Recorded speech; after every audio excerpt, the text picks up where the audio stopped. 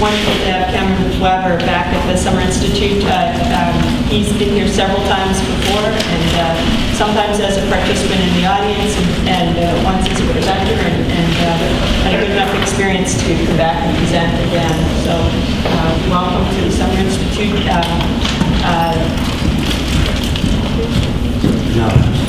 Cameron is a PhD candidate, so just wanted to check and see if he's finishing out at the New School. And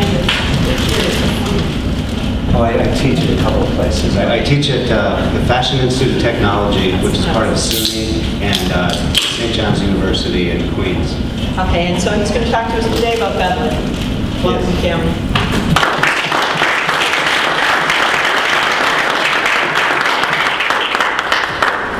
Right, so I was overly ambitious with this paper, or this research, so I'm going to try to make this presentation as brief as possible, because it's been a very long day, at least for me.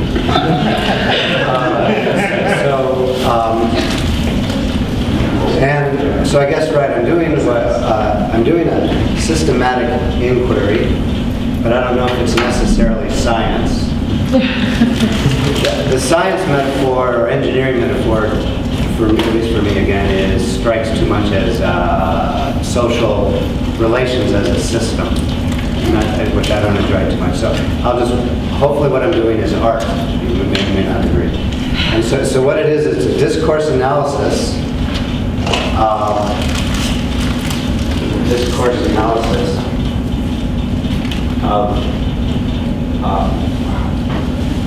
So the purpose of this research is to examine how and how well conspicuous consumption has become part of both popular language and the language of economics.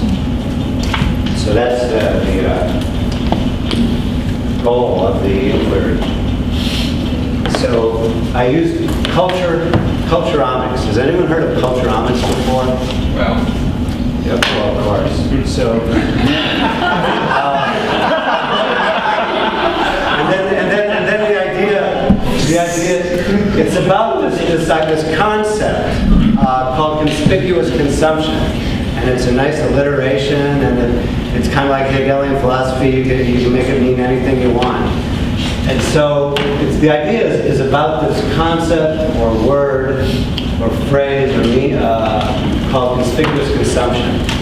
And the day we got here, I was with some international students, and we were talking about, I believe the only native English speaker. We were talking about what did conspicuous consumption mean. And so I think someone who natively spoke Dutch, and natively spoke German, French, and we have a Ukrainian friend here who heard us all with our different meanings, who then summarized it very precisely and accurately. So, conspicuous is, I would say, it's pertaining to the showy display of one's means of life. Exactly.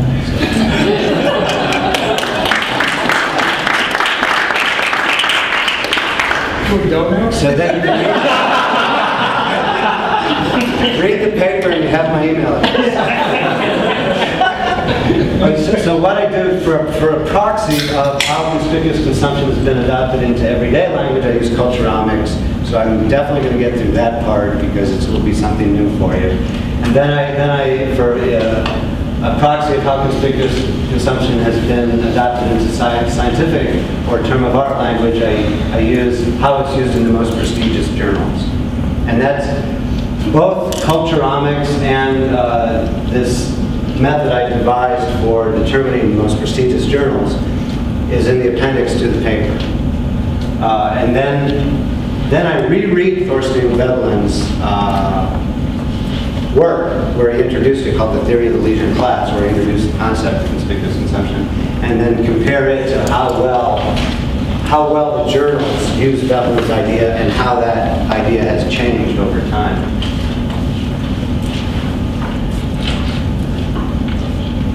And so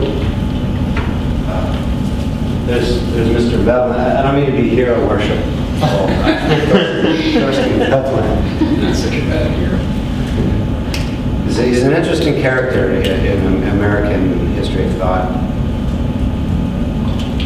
You don't mean to be hero worship, but that book on the right is all glowing. All right, we'll get to that. So this is Thorstein Veblen, and he died a few months before the great crash of October 1929. And let's see, what else do I want to say about Veblen? He taught at Chicago, Stanford, and the New School for Social Research, where I'm studying now. And Veblen, the only reason he taught there is because he adopted his second wife's daughter.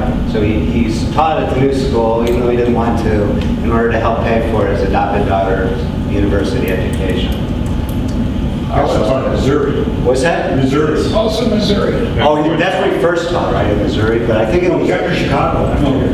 I think at the very end it was at the New School. I think Yeah, it was at the end of the school. But he kept being sacked because he had this habit of sleeping with the wives of the presidents. Actually, that is the conventional wisdom. And if you read the book that's in my references called Victorian Firebrand, you actually get all those letters and it proves differently. But, you know, we'll keep it moving. I'm not surprised. It's an urban thing. Otherwise, Mr. Perlman would have written about it. Okay. See what else? And he was at Chicago. He was the managing editor of the JDE. He was asked to be the president of the American Economic Association, but he turned it down. He's also considered the founder of American Institutional Economics. And some people say the reason his writing style is so interesting is because he never really learned how to speak English correctly. So here's his book of 1899, The Theory of the Leisure Class in Economic Study and the Evolution of Institutions. And this is the first edition. Is that yours? No. Is it David's? Does anyone in the room have this edition? I'm sure some people that historians have thought do. So the motivations for the research are theories of cultural value, taste, creation, and I should also add materialism. The idea being, I do teach debates over consumer sovereignty versus experts on antitrust and advertising. It's the who decides issue. Is it the credential apparatchiks, or is it consumer sovereignty in the individual? And because I do teach economics at the Fashion Institute of Technology, where it's all about demand creation, I introduced Veblen's idea of taste creation into the microeconomics. And I teach industrial organization at St. John's Business School there. So it's applicable to both ideas. And here's a very important graph in economics that I'm surprised you didn't pick this one up. This is fulfillment, this is consumption, and this is from Conspicuous Consumption Fulfillment Curve. And here you have survival, comfort, luxury, and extravagance. And they say here, enough is enough. You should. And Tibor-Skotowski said we consume too much for comfort and not enough for the finer things in life like art and literature. But I think there's about 380 diagrams, if you go on the internet, 380 diagrams that people have put conspicuous consumption to. Okay, so what is culturomics? Culturomics is the quantitative analysis of culture. It was founded by the Harvard University's Cultural Observatory, bless you. And the Google Books project has scanned in about 12% of all books ever published since the Gutenberg Bible. And these people at the Cultural Observatory went to Google and partnered with them, and they use about 4% of all books in English.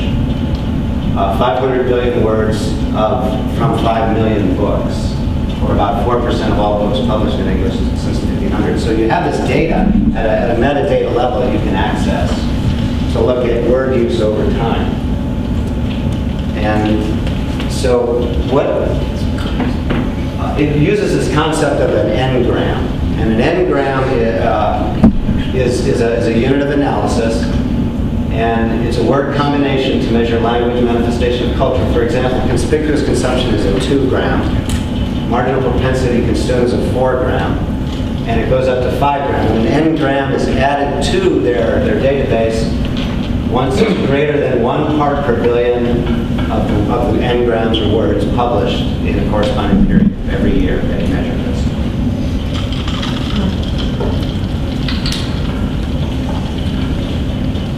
And so this is conspicuous consumption. Conspicuous consumption from 1500 to 2000. The database allegedly goes up to 2008, but you'll see there's some problems there. I don't know why that is. It's not explained on their website. So you have this outlier from 2000 on, and then so this you can easily just Google books n-gram viewer, type in some words you want to see, and it'll span. So I typed in conspicuous consumption from 1450 to 2011 from the English corpus using a smoothing of 2. And so here it is, and here you see a little activity here, here, and then here. So this is actually the republication of a novel that came out in 1777. Someone added an introduction, and that introduction included conspicuous consumption. So would you say that is somebody anticipating Veblen? I think you're right, yes. So Veblen was already in the air, and then so then this is a miscoding, this is a miscoding, this is a miscoding in the data, the metadata, the scanned-in stuff. They do OCR recognition, and not everything works out perfectly. And here then is the remaining items, and what they are is Economic Theory of Women's Dress, Popular Science Monthly, 1894. So this is when conspicuous consumption first appeared in press. And Veblen's Theory of the Leisure Class, 1899, and those are the activities. And then here is the first use of conspicuous consumption. I'll just read this here. The children, with some reservation, of course, are for the purpose of the theory to be regarded as ancillary material serving to round out the great function of civilized womankind as a conspicuous consumer of goods. The child in the hands of the civilized woman is an accessory organ of conspicuous consumption, much as any tool in the hands of a laborer is an accessory organ of productive efficiency. Seriously funny, it's very funny. It's terribly funny. But I don't know if he was really considered himself a satirist or I don't know. I don't think secondhand information is that Thorstein Veblen was insulted that people thought he was humorous. I enjoy his writing very much, and it is funny, but you know, it's okay. So then I redid so here's 1890. It's actually quite deep, and the first time Veblen was very difficult to get through. The second time you can read it and really enjoy it. All right, good point. Good point.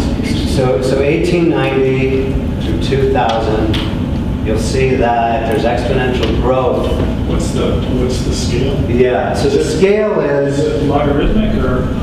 it's just percentage of how often is conspicuous consumption It's 10%. used in the language compared to other n-grams, or we'll just call them words from here on, from other words. So conspicuous consumption as a percentage of other words in the English language is growing geometrically through the 20th century. And so here's Veblen. So Veblen is cited or used in books a lot more often than green conspicuous consumption. So Veblen, this is a 1 gram, right? So it has a much higher odds of being used. And this blue is Thorstein Veblen. So you have to be careful how you use this. And it's really not, we don't know enough about it to call it scientific. It's just, you know, proxies for word use. And here's some other 2 grams used in economics. The blue is marginal product, well, the yellow is conspicuous consumption. The blue is marginal productivity. The red is opportunity cost. Austrians, yay. The green is investment function, Keynesians boo. and so here you have the marginal revolution, right? So here's 1871, 73, the marginal revolution in the English language is published in books. How much time do I have left? I'm so busy looking at your chart. Yeah, this is all on your website. So. Yeah, I know, but I'm just looking at it here. Yeah, if you go for another 20 minutes, you should be fine. Okay, so Culturomics has shown Veblen indeed introduced conspicuous consumption of the language, and conspicuous consumption in popular language has grown more or less steadily since its introduction. Oh, and here's a corollary. This is Keeping Up with the Joneses, which was first published in 1913.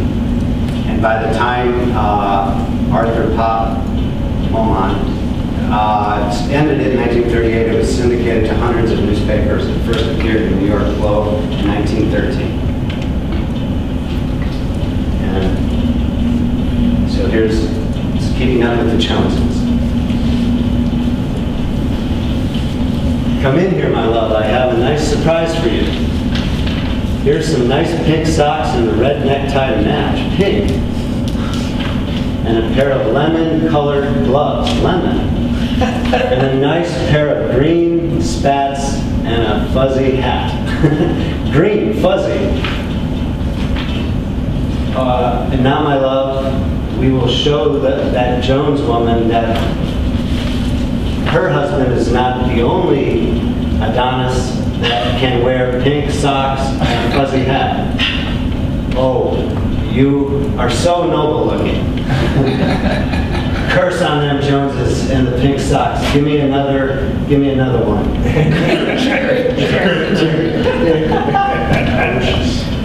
Delicious. Yeah, it's not supposed to be David Levy.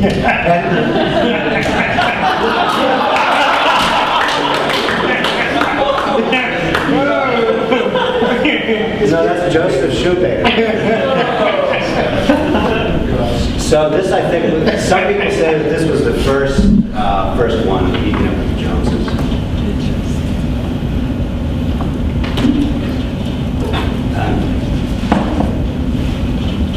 Okay, so I create a list of the top economic journals over time.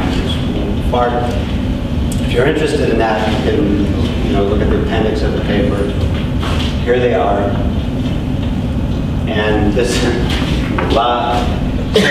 here's the Journal of Economic Literature, founded in 1969. There was 49 total site references, 49 references to conspicuous consumption.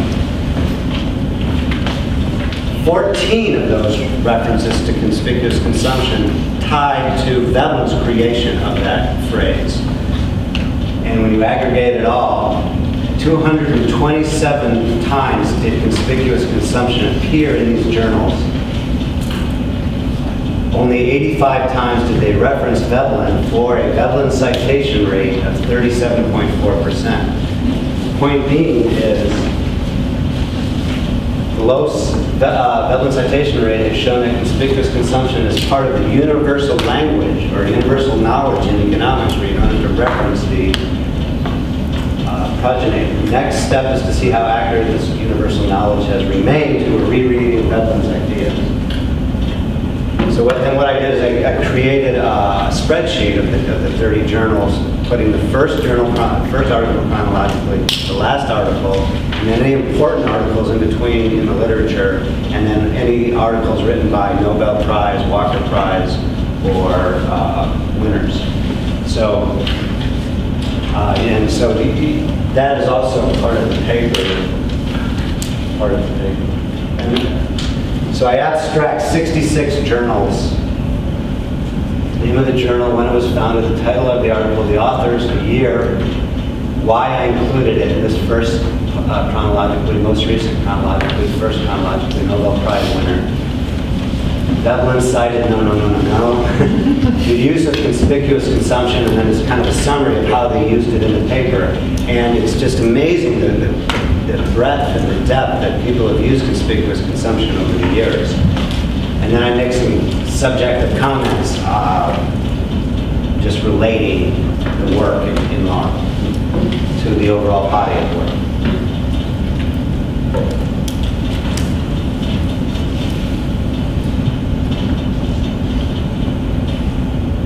All right, so I reread Conspicuous Consumption and summarized it in 9 points. 1, 2, 3, 4, 5. And so what's important then is the blue. So conspicuous consumption is a subcategory of conspicuous waste. Conspicuous leisure and conspicuous consumption together make up the canon of conspicuous waste. People consume certain types of goods or appear to not need to work in order to signal their wealth status in society and therefore to gain the esteem of others. Veblen's point is that we weren't invidious, or we weren't invidious distinction or trying to better our keeping up with the Joneses until property rights developed. So it's an evolutionary theory, of course. The motive that lies at the root of ownership is emulation. Possession of wealth confers honor. It is an invidious distinction. With the exception of the instinct of self-preservation, the propensity for emulation is probably the strongest and most alert and persistent of the economic motives proper. So you have a whole theory of consumption in Veblen. Conspicuous consumption is not confined to within the leisure class. There's both aspirational, between group comparisons, as well as within group horizontal comparisons. When a large leisure class has developed, status signs become more subtle, and the signals, which he calls advertising for myself, within the leisure class becomes more important than does recognition of distinction from lower classes. As this upper leisure class sets the pace in all matters of decency, the result for the rest of society also is a gradual amelioration of the scheme of dress. As the community advances in wealth and culture, the ability to pay is put into evidence by means which require progressively nicer discrimination in the beholder. Again, an evolutionary theory of consumption. It's a dynamic theory with increasingly more refined aesthetic tastes.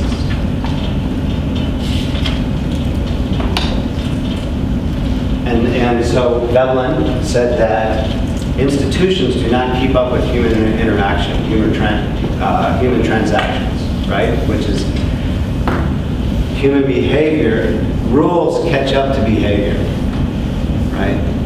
And rules are conservative. A given institutional construct is conservative because the institutions don't keep up with human interaction. Okay, and here's the key then. A conspicuous commodity is something which has some type of subtle and perceived value beyond serviceability. Superior gratification derived from the use and contemplation of costly and supposedly beautiful products is commonly, in great measure, a gratification of our sense of costliness masquerading under the name of beauty. So it's not a commodity.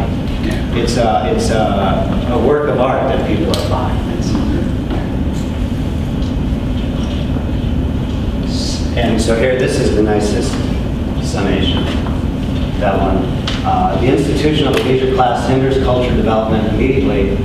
Cultural development, which we'll hear about tomorrow, Hayek's theory of cultural development. By the inertia proper to the class itself, through its prescriptive example of conspicuous waste and of conservatism, and indirectly through that system of unequal distribution of wealth and sustenance on which the institution itself rests. And this here is what economic scientists have picked up on.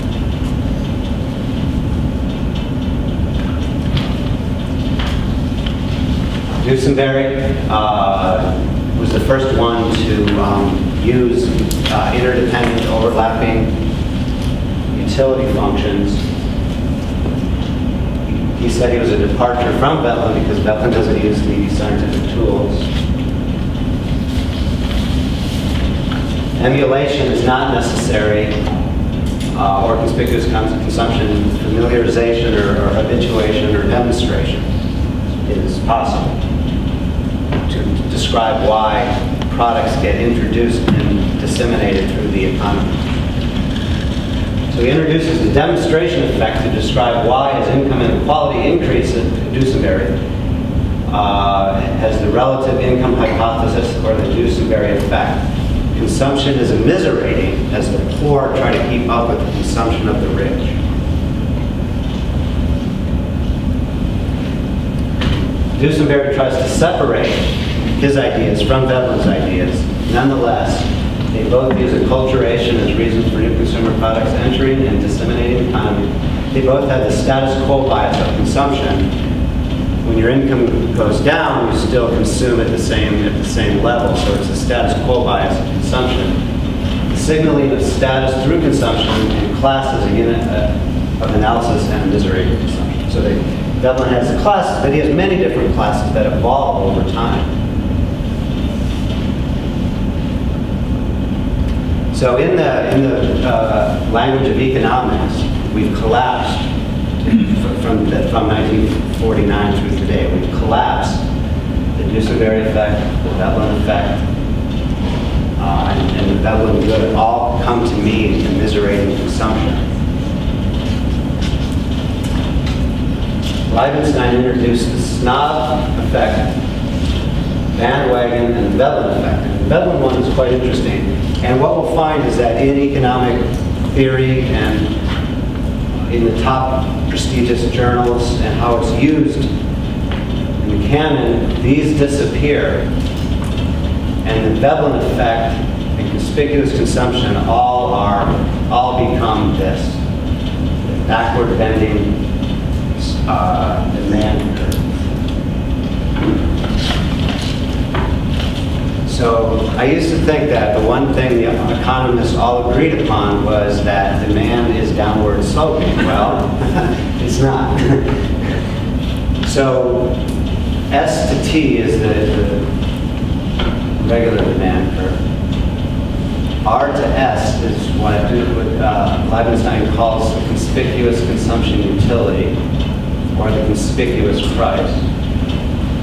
And this thing here, that's called the Veblen effect. So when you have a good that has a backward bending demand curve, you have the Veblen effect.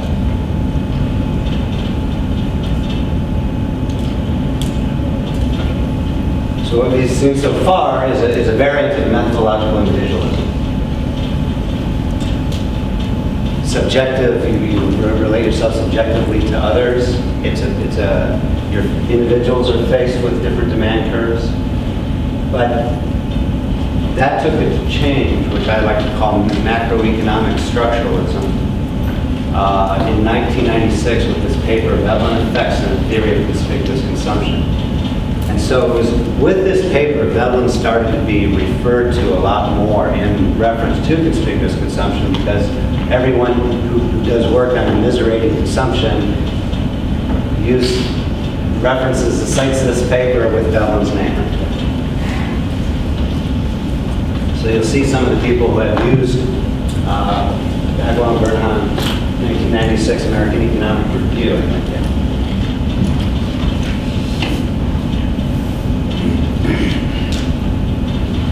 So they quote these Australian, this one's Australian, I think. The following passage typifies modern discussion of prestige goods. Conspicuous consumption or Veblen effects are said to occur when individuals increase their demand for a good simply because it has a higher price. We've lost all the aesthetics of signaling. We've lost all the differentiating between classes and inside classes.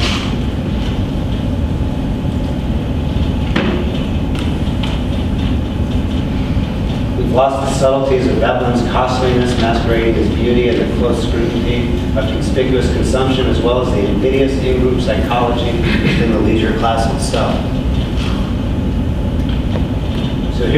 So what they do is they take the same good, qualitatively identical brand, which serves as both the luxury good and the budget commodity. So it's the same thing, high and low types, the leisure class, the aspirants are introduced to have different resource allocations.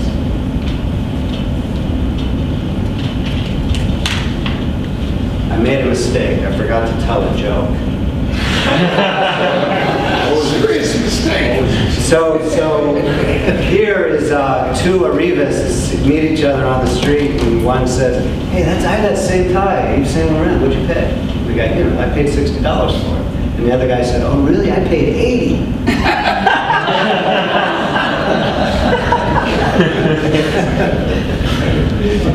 And Levy paid $5. You get the knockoffs in Chinatown. And that's really conspicuous. And so here you have the wealthy paying. Okay, so this is when you get into the economics of imperfect competition and economic science masquerading as art. So you have this. So the wealthy are paying the monopoly price, or could be using the marginal cost price. However, the reason the rich are paying more is because they're trying to signal their status. And so here, this is the immiserating consumption. They use mathematics objective. And here's a quote from Sherry Casper's paper, credit to Henry Simons. Mystical averages slipped into amazing equations. And that's now the Veblen effect with the tangency property. Macro foundations of micro. So Veblen good, the generic immiserating commodity is now called the Veblen good. Price is only mentioned once in Veblen's book. So it's wealth is not mentioned, income is not mentioned. He does mention ability to pay, as losing your ability to pay then is immiserating. Okay. So here's Bagwell and Burnham, here's Thorstein Veblen. He makes an estimate of the value of the article chiefly on the ground of the inherent expensiveness of the finish of those decorative parts and features which have no immediate relation to the intrinsic usefulness of the article. The presumption being that some sort of ill-defined proportion subsists between the substantial value of the article and the expense of adornment added in order to sell it. So it's not, they've removed, well, the economists have removed all the subtlety. In particular, the resulting equilibria are characterized by the existence of budget brands sold at a price equal to marginal cost, as well as luxury brands sold at a price above marginal cost. Luxury brands are purchased by consumers who seek to signal high levels of wealth. It is important to emphasize that in equilibrium, the luxury brands are not intrinsically superior to budget brands. They are simply goods of identical quality sold at a higher price. It's not Barnum and Bailey economics. So the conclusion. On the one hand, the accepted macro-structural formulation of conspicuous consumption in our most prestigious journals misses the within-group comparisons of the wealthy themselves. And as we have learned from our rereading of the leisure class, that it is from this wealthy class that conspicuous consumption of differentiating products begins.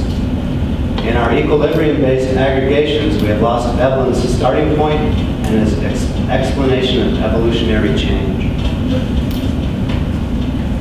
On the other hand, we have found that conspicuous consumption has become a long-lasting and continually relevant part of our common language and is an efficient way to describe a bias towards status-seeking consumption in modern societies. Okay, and then, all right. China's rich, venture where a few have dared. So here's conspicuous consumer.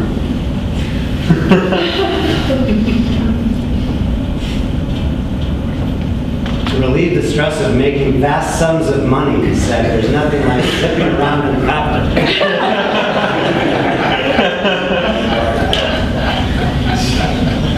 Only then can I truly relax. Well, in here he's saying, you know, we do this on the slide, the Chinese military doesn't like us doing it, but here he is on the front page of the New York Times.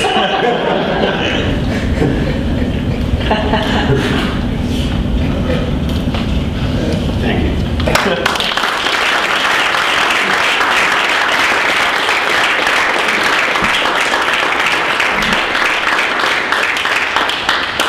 Thanks very much.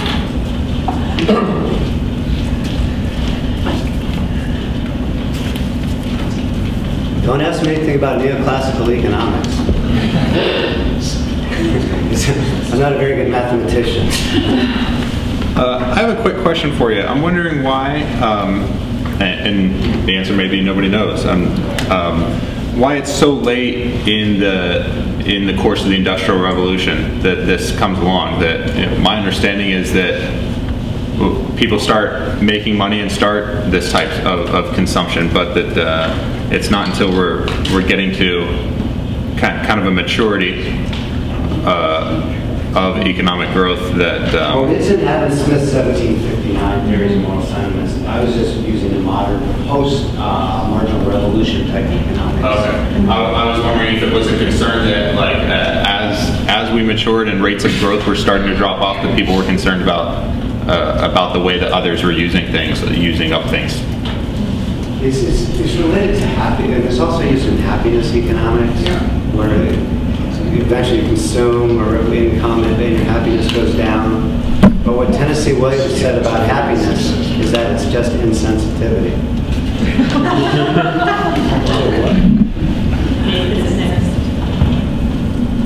Oh, sorry. Yeah, go ahead.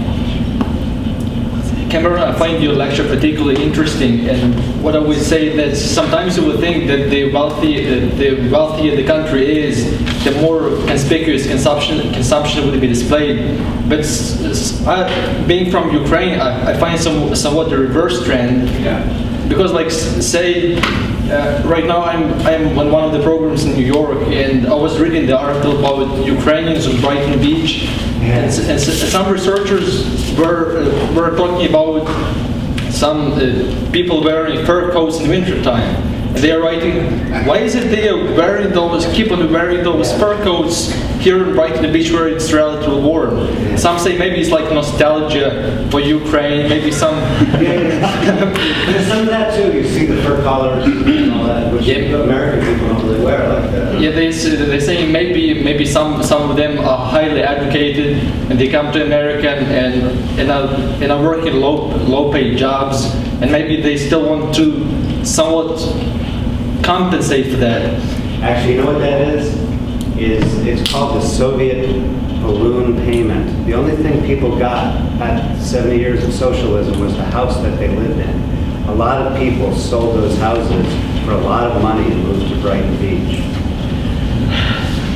Yeah, so the joke that you told was very interesting. When I'm thinking about, like, I was talking with some Americans coming to Ukraine, and they're saying, Vasil, that's crazy, you know, like in America, we are buying something and a person would both say, hey, look, I bought the thing so cheap, I got such a great bargain. And in Ukraine, people will boast, hey, I paid so much and so much, look how much I was able to pay for that. So like, I find this idea is very There's all kinds of things, like theories of philanthropy when times are bad, or yeah, it's been used in lots of interesting and different ways. Regarding my research on Veblen's sex life,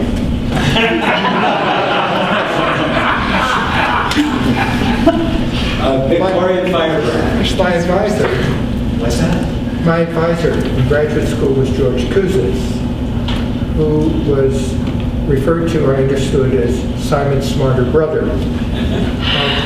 He married the daughter of the president of Stanford.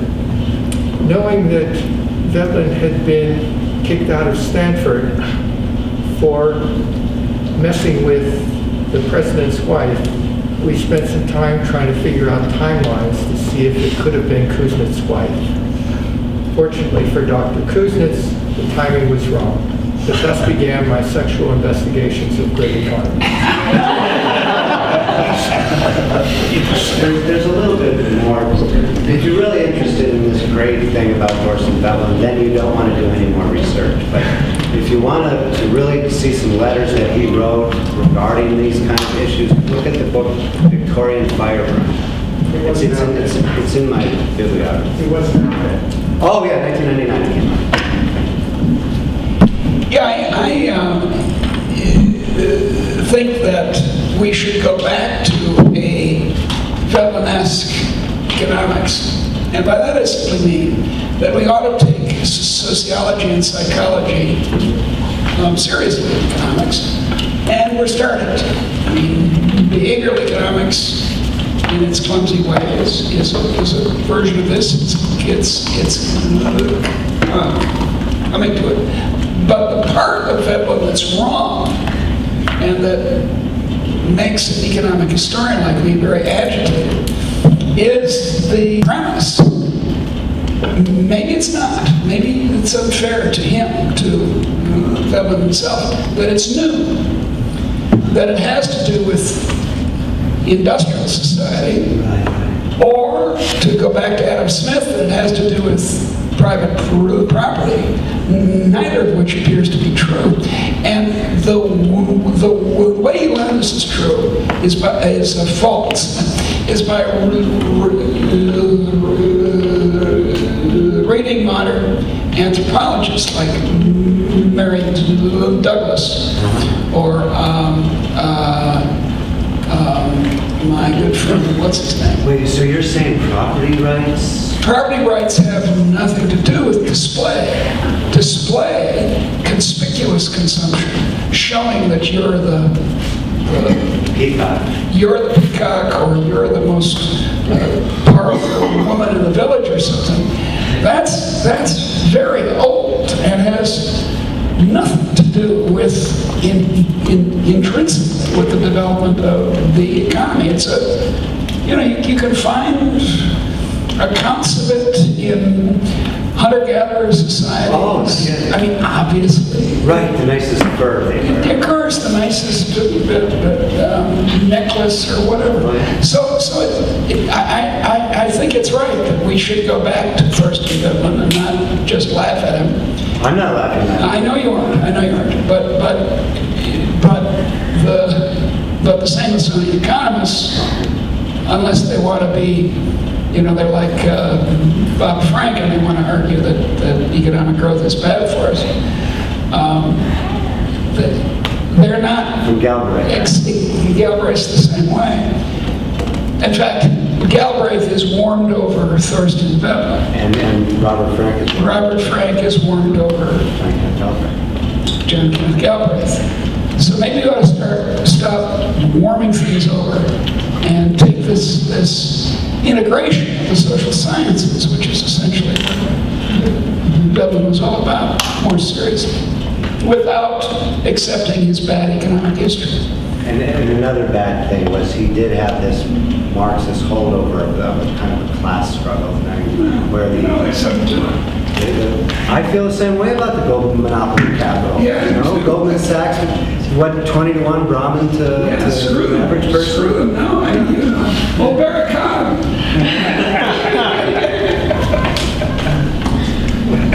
Okay, I guess I'm on the far field. It seems to me there's an element of reflexivity in conspicuous consumption that should be brought out more fully. Namely, my behavior is being based on what I think, how I think other people are going to perceive me, and it's based on my perception of how other people are going to react. Yeah. And there's an element of idealism in that, and I think one of the influences at this time on general social science thinking in the United States was German idealism. And this may be a real stretch, but David Levy can correct me on this if I'm wrong, is what brings back to mind, given the origins of this was the stuff on women's clothes. It goes back perhaps to Carlyle and started with Sardis. And there was an element of German idealism and started with Sardis. I never made my way through that, but I'm just wondering about that kind of linkage. But there is this issue of, again, of reflexivity that I don't think you quite brought out in the quotes that I think needs to be brought out more fully. And in a way, there's something kind of modern about that, this issue of my anticipating how other people are going to react to me. Actually, that's in the Leibenstein work. That's in the Leibenstein work. He does that. Keynes called that the beauty show. What did he call that? But could you comment on the Sardis? What do you think? Because that's all about clothes. It's philosophy of clothes. It's by Carlyle. I don't know. Thorsten Veblen couldn't get a job for 7 years. He lived at his parents' house. He read everything, and then he got a mentor and then started teaching economics. Does he cite it in leisure class? I have no idea, but it just... No, he doesn't cite anything at all. He's like Smith, he doesn't cite anything. Yeah, he doesn't. My understanding is Carlyle was, he was heavily influenced by German idealism. Absolutely. Absolutely. He taught at your alma mater. You haven't read it. I have an extra copy. Cameron, thanks. This is very interesting. My question's about the Popular Science Monthly article. And did I hear and see this right, that one of the elements of conspicuous consumption was the child on the woman's hand? And if that's so, do you know if Veblen was an antinatalist? I don't know what that means. He was a proto-feminist. If he was part of what's been called the small family cult. Oh. The birth control movement, the small family cult. No, there's...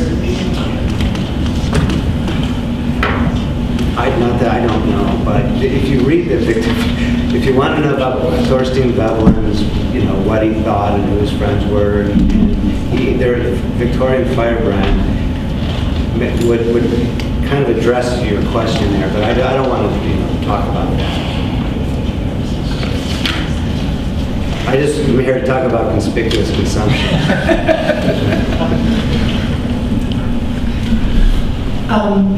It's Anna from Ghent University. Thank you, Cameron, for your talk.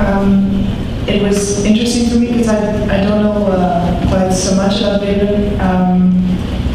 What I do think I remember about Veblen is that he makes a distinction between a craftsman class or an industrial class with industrial motives and crafts motives, and a pecuniary or business class.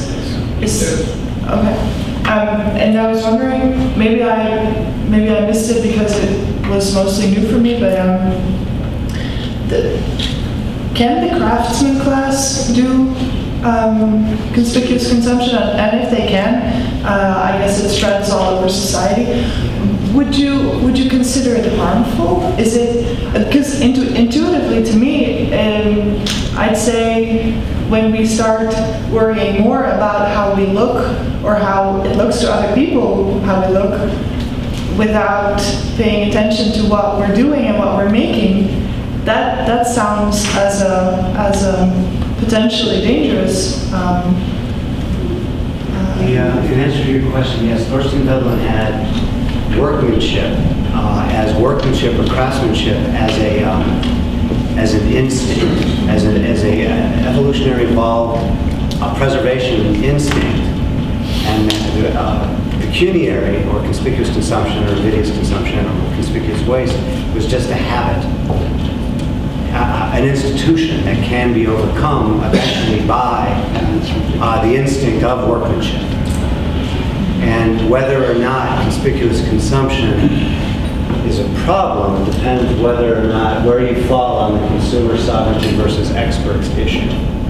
So that would be up to you to decide whether or not it's good or bad. Do you want to follow up? Well, yeah, I guess I missed that, or at least I missed the importance of that. Can you elaborate a little bit on that, or is it common knowledge for everyone here in that case?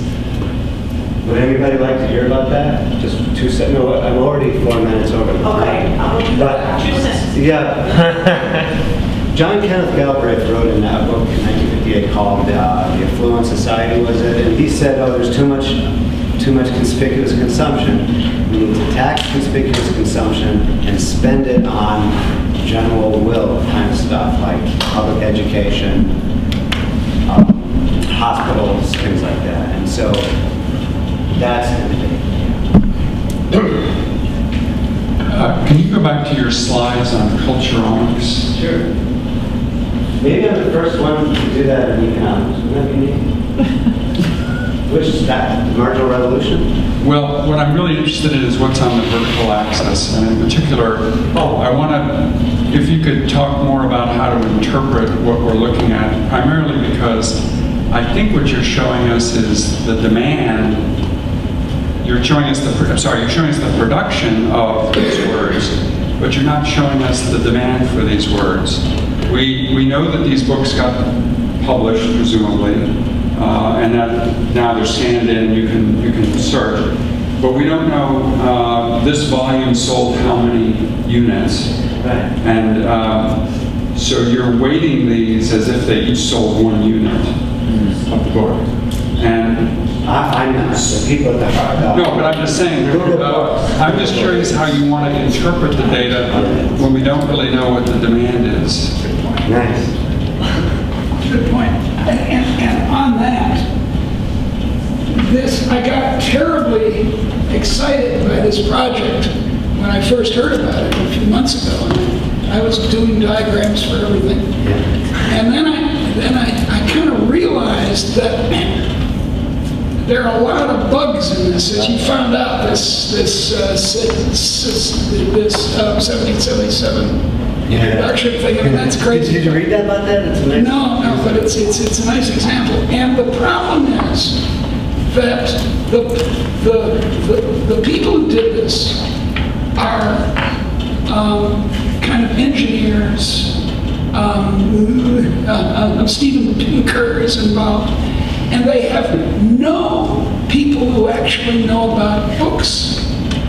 I mean, there are hundreds of first-grade humanist scholars who know the history of the book very well and would have spotted such an obvious point as, but I hadn't thought of it, that you made, that if the occurrence is in the New York Times, the front page of the New York Times, thousands and thousands of eyes fall on it. If it's in some article I published, 2 eyes fall on it, or 4 because it's my mother and me. I buy them for my parents. Yeah, that's right. So it's a good indication of how, or it's a good start on how you can use, as you have very skillfully, I think you haven't put a lot of weight on this stuff, how you can use the machine readability of text these days. It's great. You can learn all kinds of things from it. But I urge people who get as excited as I got about it to watch out, right? Would you say the same thing? Yeah, there's a whole series of science articles. That's where I learned. Well, of course, it's science with capitalism. Yeah, and it's all scientists, and they don't have anyone from Princeton who knows anything about the book. There's one of the guys who does avant-garde plays. One of the guys does avant-garde plays at Harvard University, so it's not as narrow as you might think. What? One of the guys does avant-garde plays, one of the co-founders. Yeah, they do avant-garde plays, but there are scholars like Grafton, and who's the other guy? And Bob Darnton, who actually know about the history of the book, and they would, you know, some of the kind of silliness that you discover when you get into it wouldn't go away. And it's books only, it's not periodicals. Yeah, it's true. So the Times effect is not there. It's just a first look. It's the first look. It's an interesting, it's fun. Fun is the only one, that's about all it is, yeah. Two quick and last comments. David. One thing you might try to do is map this stuff to the price of first editions. So if you made an index of, say, economics first editions, and then you pulled out sort of the Veblen bundle, and then the marginalist bundle, maybe all the exchange traded funds, that you can see how the word uses change with first editions. And one of the things with Bookfinder is wonderful. But you can today, but you can get auction catalogs back to the 19th century. Yeah. Now, I'll tell you candidly that Stigler refused to let me do this for my dissertation. Because he thought it was heartbreaking, but with the new stuff, it may be feasible. Yeah, that's what part of the subtext of this paper is old media versus new media. Yeah. I'll be really quick. McCloskey's point is that not all citations count the same. No, it's not McCloskey's. Not all citations are positive. That's another point. And there's also the issue of copyright, which kicks in as it happens in the early 20s. Yeah. Right. So there's probably a selection bias problem beginning in the early 20s because it's the most valuable books that were made from a Google database. They're there at the meta level. Yeah, but you can't. I got it. So cultural say, you're right. Yeah, They're allegedly counted in the n-grams, but not in the Google sub searches. One quick question. Yeah. What do you think Veblen, since your title is the 21st century, what do you think Veblen would have made of the fact that the rich now no longer consume leisure but work longer hours than every other average worker? Well, I'm not an expert on really much, but I think 99.5% of people work, and only 0.05% are the coupon cutting pond scum.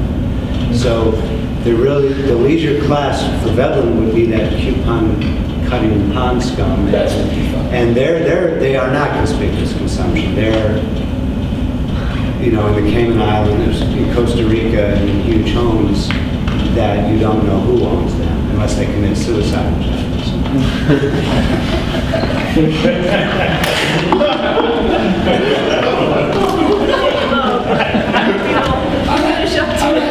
Right note. If you ever thought economists were dull, I think today's sessions, all of them, have demonstrated that, in fact, are pretty interesting. Michael. For you people from outside the United States, one of the curiosities of our culture is that the fashion industry spends time looking at the poor to get ideas for fashions for the rich. That's been true, Michael, for a long time. There is a wonderful book by Ann Hollander, a sociologist, called Sex and Suits. It's a brilliant book about the century history of man's clothing. And she points out that, for example, the sailor suit in Victorian England and France, these quotations from the lower class have been going on for quite a long time. So you're perfectly right. Half of this audience is in blue jeans. And we have t-shirts, working men's clothing. But it's not just in the United States. That's all I'm saying. That in France and England, in Italy, I guess, but certainly France and England, it's an old habit. and then you have anti-fashion people, right? And different cults on the fashion. They have torn versions. Yeah. Let's thank him.